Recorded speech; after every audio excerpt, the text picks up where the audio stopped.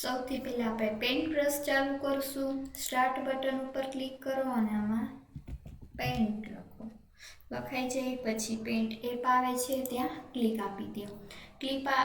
Click આપી દીધા પછી ફાઇલ મેનુમાં ઓપન ઉપર જાવ અને તમારે જે જગ્યાએ ફોટો પડ્યો છે એ જગ્યાને ખોલો અને જે જગ્યાએ ફોટો પડ્યો છે ત્યાં ફોટા ઉપર ક્લિક આપો અને ઓપન ઉપર ક્લિક કરો।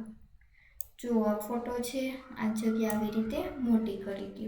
સૌથી પહેલાં ફોટાને સિલેક્ટ કરી અને મિડલમાં લો।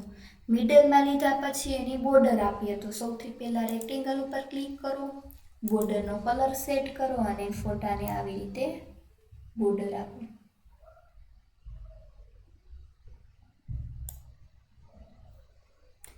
ત્યારબાદ સિલેક્ટ ઉપર ક્લિક કરો। પહેલાં તો જુઓ ઝૂમ કરીને એક ફોટો છે એમાં બોર્ડર વ્યવસ્થિત આવી છે તો ફોટાને ક્રોપ કરવો પડશે। તો સૌથી પહેલાં સિલેક્ટ બટન ઉપર ક્લિક કરી અને વધારાનો જે ફોટો છે એને કાઢી નાખવા માટે આવી રીતે ફોટાને ઝૂમ કરી અને આવી રીતે સિલેક્શન આપવાનું છે। પછી ક્રોપ આપી દઈશું એટલે ફોટો છે એ કેવો થઈ જશે તો કે આવી રીતે થઈ જશે। ત્યારબાદ અહીંથી વ્યૂમાં જઈ અને ઝૂમમાં 100% આપી દઈશું।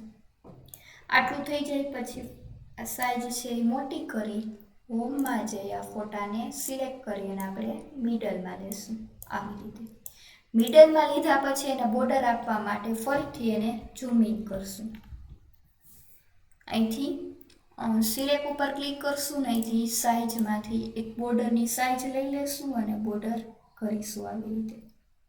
જો બોર્ડર બહુ જાડી લાગતી હોય તો કંટ્રોલ માઇનસથી એને પતલી કરવાની।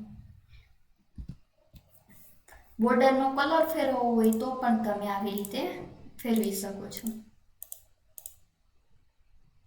જનરલી બોર્ડરનો કલર બ્લેક હોય છે। ત્યારબાદ હવે ફોટાને કોપી કરવા માટે સિલેક્ટ ઉપર ક્લિક કરો અને ફોટા ઉપર ક્લિક આપો।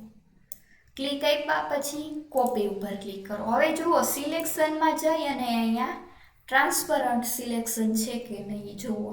જો ન હોય તો ત્યાં ક્લિક કરી દો એટલે ટ્રાન્સપરન્ટ સિલેક્શન આવી જશે।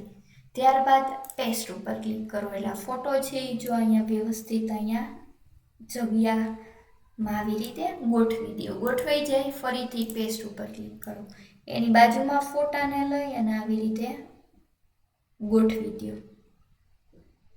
ઉપર નીચે જગ્યા ખાસ જોઈજો એટલે પ્રિન્ટિંગમાં સેજ કટિંગની જગ્યા રાખશો। ફરીથી પેસ્ટ ઉપર ક્લિક કરો અને આ ફોટાને આવી રીતે ગોઠવો। પેસ્ટ ઉપર ક્લિક કરો આવી જ રીતે લાઈન બાય લાઈન તમારે એક પેજમાં જેટલા ફોટા રાખવા હોય એટલે આવી રીતે ગોઠવી દો।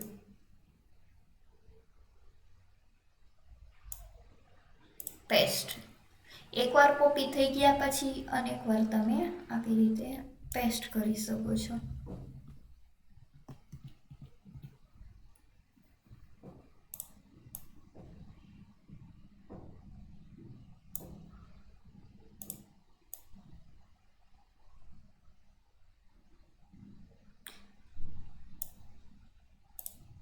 વચ્ચે મેં વ્હાઈટ જગ્યા એટલે રાખી ફોટાને કટિંગ કરવા માટે।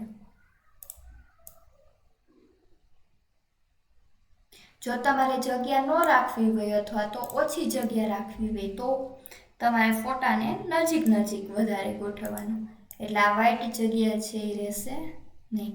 તમારે જેટલી કોપી ફોટાની કાઢવી છે એટલી આવી રીતે એક લાઈન છે ડ્રો થઈ જાય। ત્યારબાદ સાઈઝ અહીંથી નાની કરી દઈએ।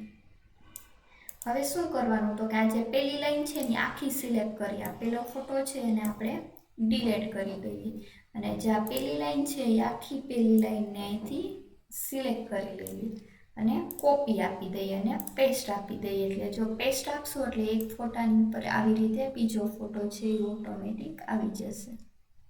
ત્યારબાદ ફરીથી પેસ્ટ આપીએ એટલે ફરીથી તૈયાર થશે. અને આવી રીતે તમારે જેટલા ફોટા છે એની નકલ કોપી કરવાની છે, એટલી આવી રીતે વ્યવસ્થિત મૂકી દેવાની. થઈ જાય ત્યારબાદ આ પેજને તમે પ્રિન્ટ આપી દો એટલે ફોટા છે એ કાગળ ઉપર છપાઈ જશે. Thank you.